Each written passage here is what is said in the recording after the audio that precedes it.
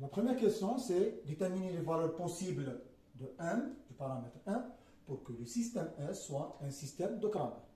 Pour que, rappelez bien, pour que S soit un système de Cramer, il faut que sa matrice des coefficients, c'est la matrice associée à ce système, est une matrice carrée inversible. Donc S.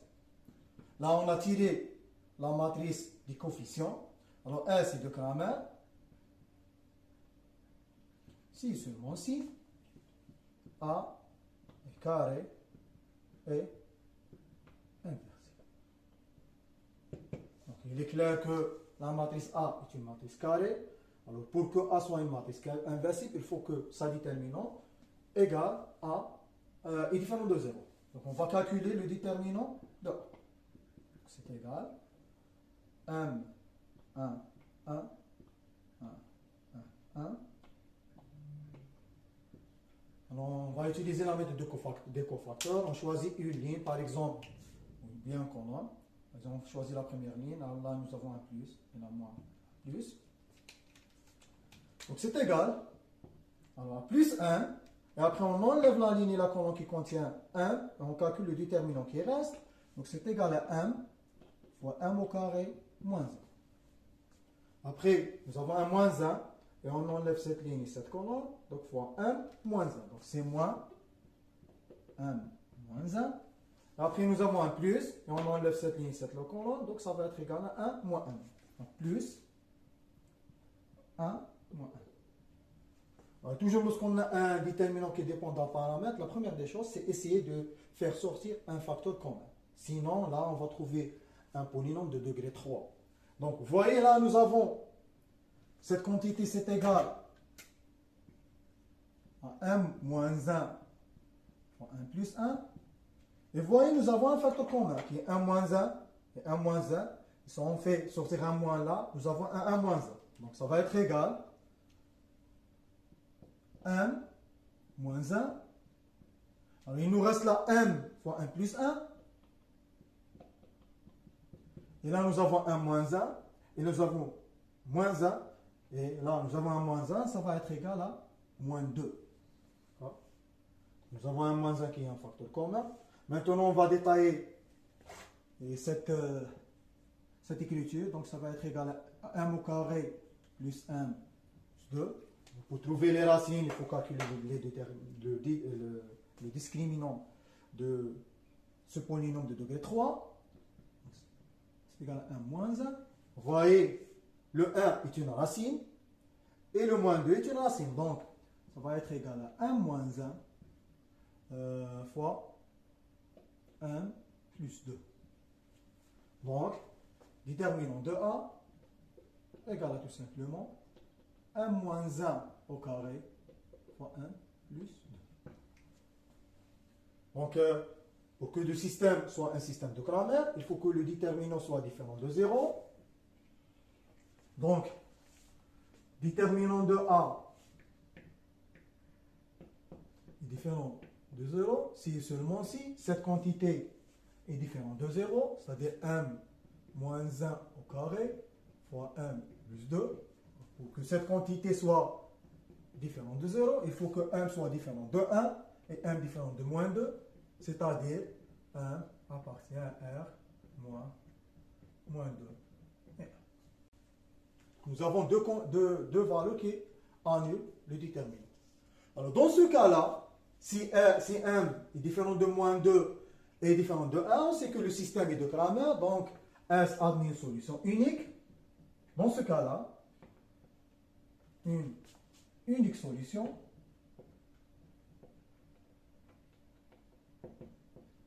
et la solution elle est donnée par les formules de Cramer. Donc le x ça va être égal, donc on divise par déterminant de A et là nous avons un déterminant. Qu'est-ce qu'on fait? On prend le déterminant de A, on enlève la colonne des coefficients de x et on remplace par le second. Donc la première colonne ça va être égal à m 1, et les autres colonnes restent inchangées. Donc, c'est 1, m, 1 et 1, 1. Là, on peut faire sortir le 1 moins. Donc, c'est 1 moins 1 au carré fois m plus 2. m, il nous reste 1, 1, 1, 1, 1, 1, 1.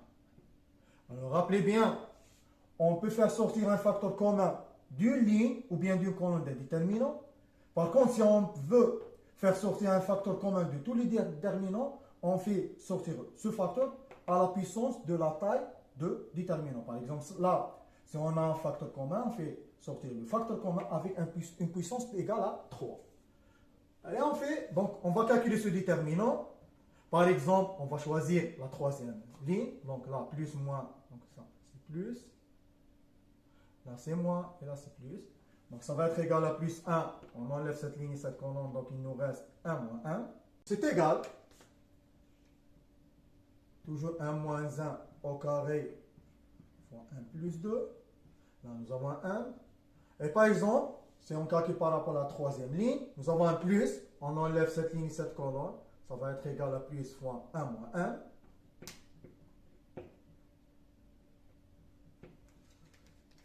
Après, nous avons un moins 1. On enlève cette ligne et cette colonne. Et voyez, il nous reste un déterminant qui a deux lignes égales. Donc, le déterminant égale à 0. Le deuxième déterminant égale à 0. Le troisième déterminant plus m. On enlève cette ligne et cette colonne. Alors, nous n'avons pas un m. Puisque c'est un facteur commun, d'accord? Comme ça. Et le troisième, c'est m. On enlève cette ligne et cette colonne. Donc, ça va être égal à 1 moins 1. Plus 1 fois 1 moins 1. C'est égal. Donc, on va essayer de simplifier cette écriture. Donc, on fait sortir le 1 moins 1. Là, il nous reste un moins. Et là, un 1. Donc, ça va être égal à 1 moins 1 au carré. Voilà. Là, nous avons un moins 1 avec cet 1. Donc, ça va être égal à moins 1. Sur 1 moins 1 au carré fois 1 plus 2. On peut simplifier le 1 moins 1 au carré. Donc, x égale à m sur 1 plus 2. Très bien. On fait la même chose avec y. Donc, y égale. Donc, pour y, on enlève la deuxième colonne, c'est la colonne du coefficient de y, et on remplace par le second nombre. Donc, la première colonne, c'est m, 1. La deuxième colonne, c'est m, 1. Et la troisième colonne, c'est 1, 1, 1. Donc, c'est 1, 1, 1. Sur déterminant toujours de a, qui est 1 moins 1 au carré fois 1 plus 2. On fait sortir le 1 en facteur, donc ça va être égal à 1, m, 1, 1, 1, 1, 1, et 1, 1, m. Sur 1 moins 1 au carré fois 1 plus 2. Alors là, on peut calculer ce déterminant par la méthode classique. Sinon, on peut utiliser les propriétés de déterminant pour calculer ce déterminant à partir de celui-ci. Alors, qu'est-ce qu'on va faire? On va échanger ces deux lignes. Alors, rappelez bien, si on échange deux lignes dans un déterminant, alors le déterminant change de signe. C'est-à-dire, nous avons un moins là. Et nous avons 1, 1, 1, m, 1, 1, et 1, m. Toujours sur 1 moins 1 au carré fois 1 plus 2. Et après, qu'est-ce qu'on fait? On échange ces deux colonnes pour trouver ce déterminant. Donc, si on échange ces deux colonnes, on fait sortir une autre fois un moins.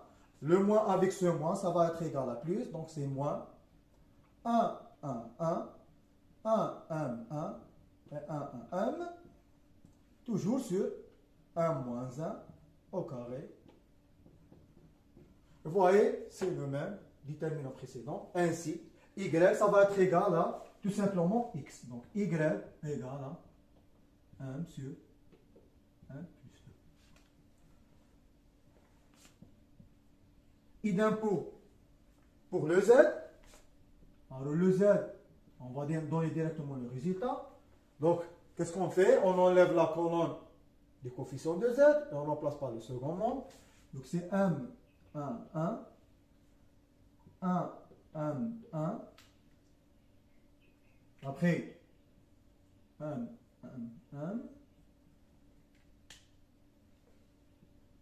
sur déterminant de A.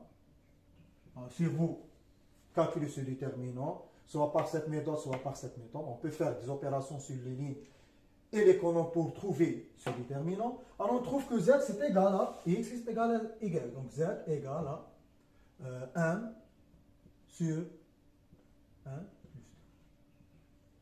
D'accord? Alors finalement, la solution du système S est donnée par cette formule. Alors solution, dans ce cas-là, nous avons une solution unique. Elle est donnée par M sur M plus 2, M sur M plus 2 et M sur 1. Et vous voyez, on n'écrit pas là, virgule, M appartient à R moins 1, R moins 2, 1. Parce que si on écrit ça, M appartient à R moins, etc. Alors cela veut dire qu'on a une infinité de solutions. C'est-à-dire, nous avons, pour chaque valeur de 1, nous avons une infinité de valeurs de 1. Donc, si on remplace là, on trouve une infinité de solutions. Alors, qu'est-ce qu'on écrit? On écrit comme ça. C'est-à-dire une solution unique, virgule, M appartient à R moins 2. Alors, on n'écrit pas cette quantité à l'intérieur. Parce que si on écrit cette quantité à l'intérieur, cela veut dire qu'on a une infinité de solutions. Par contre, cette quantité veut dire que à chaque fois qu'on prend un M, on trouve une solution unique. Si on prend M égale à 0, on remplace dans le système, on trouve la solution. Si on remplace ça, on trouve 0, 0, 0, qui est une solution unique. Si on prend, par exemple, le 1 égale à moins 1, par exemple, différent de moins 2 et 1, on trouve là, on remplace le 1, mais on trouve une solution unique. C'est-à-dire, à chaque fois qu'on a un 1, nous avons une solution unique. D'accord? Très bien.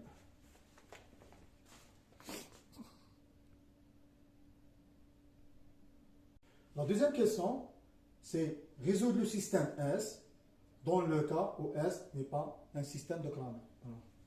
Nous avons déjà montré que S est de Cramer si seulement si M appartient à R moins 2, 1. Donc, dans ce cas-là, nous avons déjà donné la solution unique. Et il nous reste ces deux cas. Donc, premier cas, on va commencer par le cas le plus simple, si M égale à 1. Alors là, c'est très simple. On remplace le 1 par 1 dans le système et on résout le système.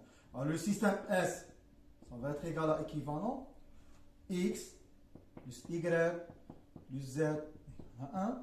Après, X plus Y plus Z égale à 1. Et la troisième, c'est X plus Y plus Z égale à 1.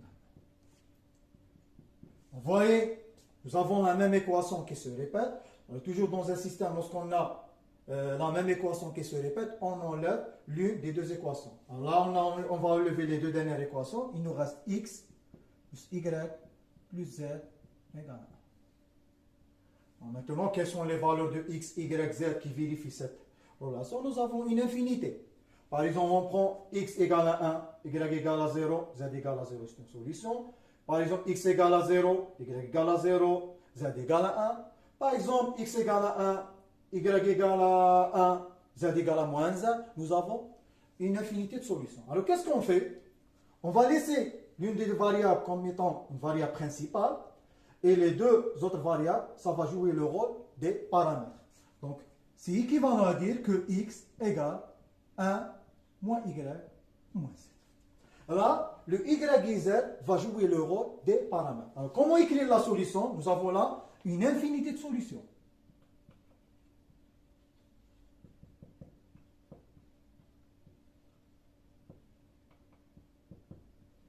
Toujours, on peut trouver X, Y, Z qui vérifie X plus Y plus Z égale à 1. Alors, l'ensemble des solutions de S dans ce cas-là va s'écrire sous cette forme. Si l'ensemble des X, Y, Z appartient à R3, tel que X plus Y plus Z égale à 1. Ou bien, on peut écrire d'une autre manière. Solution de S égale. On peut par exemple tirer le X là, par cette formule, et faire entrer le X. Donc ça va être égal 1 moins Y moins Z, Y, Z, tel que Y, Z appartient à L. D'accord? Voilà, géométriquement, c'est quoi cette quantité? Vous voyez, cette équation, c'est l'équation d'un plan. Donc l'ensemble des solutions, c'est tous les triplés x, y, z qui appartiennent au plan d'équation x plus y plus z égale à 1 dans R3, bien sûr. Donc nous avons une infinité de solutions. Maintenant, pour m égale à moins 2, deuxième cas, si m égale à moins 2, alors on remplace dans le système et on va voir qu'est-ce qu'on va trouver. Donc c'est x plus y, bon, c'est moins 2x, y plus z égale à moins 2. Après x moins 2y plus z moins 2. Et après x plus y moins 2z égale. Nous avons un système qui ne dépend pas du paramètre. On peut résoudre ce système par la méthode de pivot de Gauss. Nous avons le pivot égal à moins 2. Mais si on veut simplifier cette quantité, on peut changer ces deux lignes pour que le pivot soit égal à 1. Donc on fait notre première opération, on va échanger les deux premières lignes afin de trouver un pivot égal à 1, qui est plus 1. Donc c'est équivalent. X moins 2y plus z égale à moins 2. Après, moins 2x plus y plus z égale à moins 2. Et la dernière, c'est x plus y moins 2z. Maintenant, on fait nos opérations. Vous voyez le pivot là égal à 1. L1, L2 et L3. On va éliminer les éléments de ce deux pivots. Donc L2, ça va être égal à L2 plus 2, L1, afin d'éliminer cette quantité. Et L3, ça va être égal à L3 moins L1. C'est équivalent. X moins 2y plus z moins 2. On va multiplier cette ligne par 2. On fait l'addition, on va trouver 0. Donc c'est moins 4 plus 1, ça va nous donner moins 3y. Et là c'est 2 plus 1, ça va être égal à plus 3z. Égal. Donc c'est moins 4 moins 2, ça va nous donner moins 6. Donc après on fait L3 moins L1, donc c'est 0. L3 moins L1, c'est 3y. L3 moins L1, ça va nous donner moins 3z. Et L3 moins L1, L3 moins L1, ça va nous donner 0. Donc la deuxième ligne, fois 2 plus 1, fois 2 plus 1d, donc c'est équivalent à dire, on va laisser la première équation. Là, on peut simplifier par le 3 ou bien le moins 3. Ça va nous donner moins y plus z égale à moins 2. Et là, nous avons y moins z égale à 0. Donc, si on fait la même chose avec ces deux équations, l'objectif c'est éliminer cet y. Le pivot, c'est égal à moins 1. Donc c'est moins 1. Donc là, nous avons un L1, L2 et L3. On va changer L3 pour éliminer cette quantité. Donc on fait L3 plus L2. C'est équivalent à dire que x moins 2y plus z égale à moins 2. Après, moins y plus z égale à moins 2. Et la dernière somme, on fait la somme, on trouve 0 égale à moins 2. Vous voyez, nous avons trouvé là une contradiction.